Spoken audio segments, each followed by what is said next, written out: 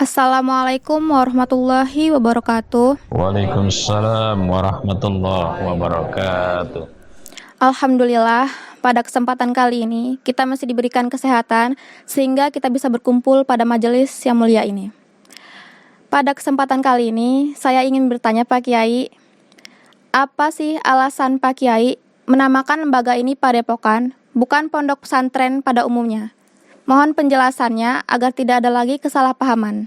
Terima kasih. Wassalamualaikum warahmatullahi wabarakatuh. Assalamualaikum warahmatullahi wabarakatuh. Bismillahirrahmanirrahim.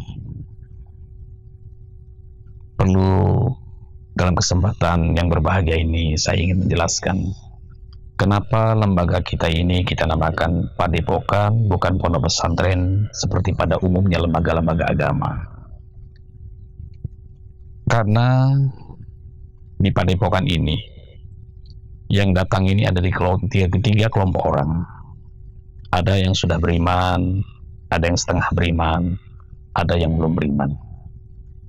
Dulu para wali songo, wali 9, waktu beliau ini mendakwahkan Islam di tanah Jawa, para wali ini tidak pernah mendirikan pondok pesantren, tapi didirikan padepokan.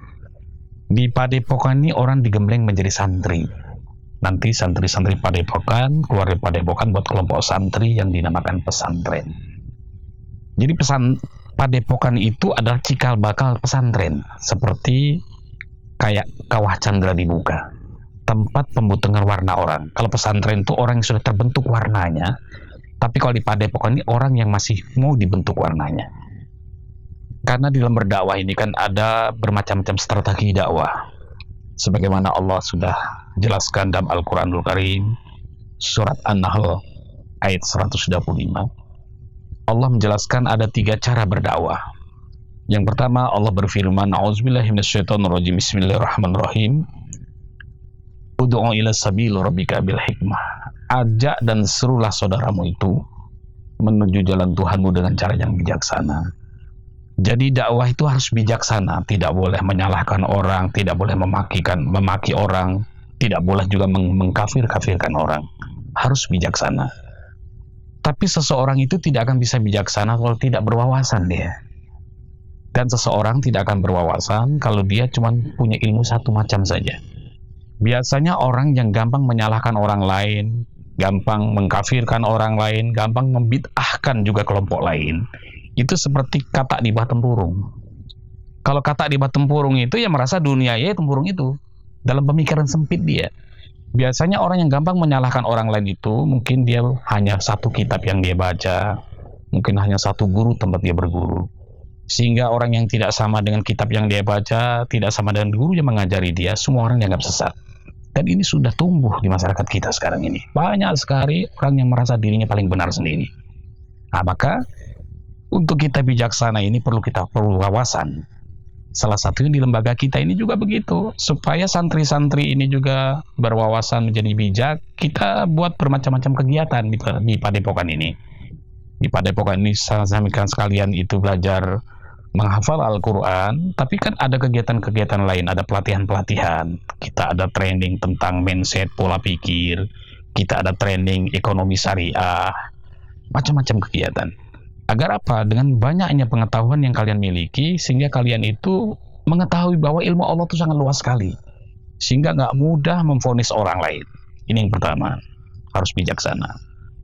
Yang kedua, Allah mengatakan wal mau'izatul hasanah. Nasihatlah mereka itu dengan kata-kata yang baik. Karena nasihat itu walaupun baik, kalau cara menyampaikan tidak tepat, orang bukan simpati pada kita, justru orang jadi antipati dengan kita. Oleh karena itulah, seorang mubaligh itu dalam menyampaikan dakwahnya minimal dia menguasai 2 ilmu. Ada yang dinamakan ilmu psikologi dakwah, dan ada yang dinamakan ilmu strategi dakwah. Ilmu psikologi dakwah ini dibutuhkan. Karena apa? Karena kita menyampaikan ajaran agama ini kan kepada makhluk hidup. Yang namanya makhluk hidup itu punya karakter, punya sifat, punya sikap yang berbeda. Ada orang yang suka disampaikan ajaran agama terang-terangan, ada yang nggak suka. Mungkin diajak ngobrol dulu, dari ngobrol tadi masuk faham agama pelan-pelan. Ini namanya psikologi dakwah. Lalu ada juga namanya strategi dakwah. Seperti di Padepokan ini, kita gunakan strategi dakwah itu.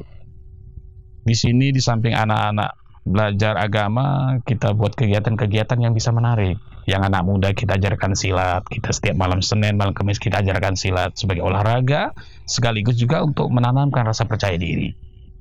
Lalu kita setelah istighosah, setelah zikir bersama, kita ada musik. Walaupun ada sebagian umat Islam yang mengatakan musik itu haram. Terlepas dari faham yang berbeda, yang jelasnya musik yang kita pakai ini sebagai sarana dakwah kita. Dulu Sunan Kalijaga waktu berdakwah dengan gamelannya, dengan irama salendronya. Karena saat itu teknologi yang tercanggih ya gamelan. Mungkin kalau saat itu sudah ada organ, mungkin Sunan Kalijaga pemain keyboard dia. Jadi dakwah itu bermacam-macam cara. Nah, di Padepokan ini kita buat suasana kekeluargaan. Karena setiap orang yang masuk pintu gerbang Padepokan ini adalah keluarga kita. Kita harus layani dengan baik, dan kita tidak boleh membedakan status sosial orang, keilmuannya, umurnya, semua kita buat sama. Inilah salah satu namanya strategi dakwah. Dulu waktu Umar bin Khattab memerintahkan Ammar bin As untuk berdakwah ke Mesir, ada perintah Umar bin Khattab kepada Ammar bin As, "Hei Ammar bin As, setelah engkau sampai di Mesir nanti kau dirikan istana yang megah." Saat itu Ammar bin As protes oleh Umar bin Khattab.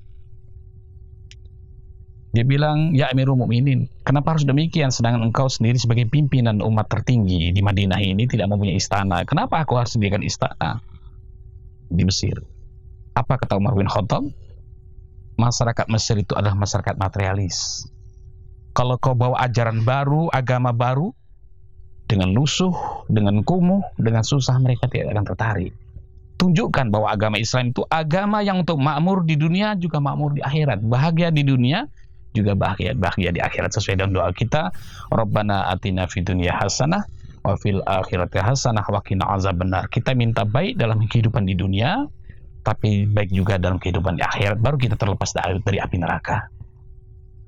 Ini strategi dakwah namanya. Yang ketiga, kata Allah, dalam berdakwah ini kita juga mengatakan, Allah mengatakan di sini, wajadilhum billati ahsan. Apabila mereka mengajak kamu adu argumen atau diskusi dalam agama, carilah jalan yang terbaik. Karena dalam kita dialog agama ini tidak boleh berdebat. Kata Imam Ghazali, dikala seseorang berdebat, dua-duanya masuk neraka jahanam. Yang menang merasa sombong, yang kalah merasa sakit hati. Makanya dalam berdakwah ini, dalam kita menyampaikan agama ini, waktu dialog agama, kita bukan mencari kemenangan, yang kita cari adalah kebenaran. Kebenaran bisa datang dari orang yang bertanya, dari yang lebih muda, yang kecil, maupun dari yang tua. Tapi kalau kemenangan, itu hak yang lebih tua, hak guru. Nah, di sini kita tidak ada di Padepokan ini. Semua kita dalam diskusi sharing agama, kita bisa menampung faham apapun. Maka di lembaga ini kita tidak larang siapapun boleh ngajar di sini. Kenapa? Tujuan kita mendirikan Padepokan ini sebagai syiar kita. Kenapa lembaga ini kita namakan Padepokan Welasasi? Padepokan Welasasi itu artinya rumah kasih sayang. Ajaran agama itu akan hidup hanya dengan kasih sayang. Kasihnya seorang guru dan sayang seorang murid. Hanya dengan kasih sayang itulah maka ajaran agama itu bisa berkembang. Rasulullah bisa sukses dalam dakwahnya karena ada kasih sayangnya. Rasulullah tidak pernah membedakan tentang sahabatnya. Ada sahabat Rasulullah dari kalangan budak yang dinamakan Bilal, dipanggil wahai sahabatku Bilal. Ada sahabat Rasulullah, dia seorang bangsawan, Umar bin Khattab, dipanggil wahai sahabatku Umar. Ada sahabat Rasulullah, dia seorang jenius, seorang ilmuwan yang dinamakan Ali, dipanggil wahai sahabatku Ali. Ada Utsman bin Affan, seorang konglomerat, di mata Rasulullah tetap wahai sahabatku Utsman bin Affan. Artinya di sini Rasulullah mensejajarkan dirinya dengan para sahabat-sahabatnya, dengan pengikut-pengikutnya. Tidak ada Rasulullah mengatakan wahai muridku, wahai pengikutku, tidak ada, tapi wahai sahabatku. Inilah strategi dakwahnya Rasulullah, sehingga Rasulullah sukses dalam berdakwah. Kenapa? Dia melibatkan sahabat-sahabatnya ini setara dengan dia dalam mengembangkan dakwah Islamiyah. Makanya kita di sini, saya berharap juga kepada santri-santri Padepokan, marilah kita berdakwah dengan cara yang bijak. Ini khas Padepokan kita. Kita menyampaikan agama dengan cara yang bijaksana. Kita tidak boleh memvonis orang, menyalahkan orang. Kalau ada orang ingin tanya Padepokan itu apa ajarannya, suruh mereka datang. Kenapa? Bagaimana mereka akan tahu ajaran Padepokan ini kalau mereka tidak pernah aktif, tidak pernah ikut kegiatan Padepokan? Insya Allah, mudah-mudahan dengan penjelasan yang singkat ini, kalian bisa memahami maksud makna dari Padepokan Welas Asih, dan juga masyarakat juga tahu bahwa Padepokan itu adalah satu lembaga keagamaan yang tujuannya adalah untuk mengembleng, menciptakan para santri-santri. Insya Allah nanti santri-santri ini kalau keluar dari lembaga ini, dia akan buat kelompok santri yang dinamakan pondok pesantren. Demikianlah, semoga dengan penjelasan yang singkat ini, minimal bisa membuka wawasan, bisa memberikan pandangan-pandangan kepada orang yang selama ini menganggap Padepokan itu sesat. Padepokan itu adalah kegiatan-kegiatan yang melanggar dari ajaran agama. Memang benar, di sekarang ini banyak padepokan-padepokan sesat, padepokan-padepokan yang mengajarkan ajaran di luar agama.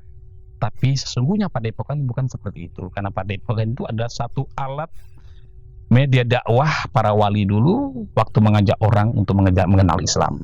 Maka mereka namakan lembaganya adalah nama Padepokan.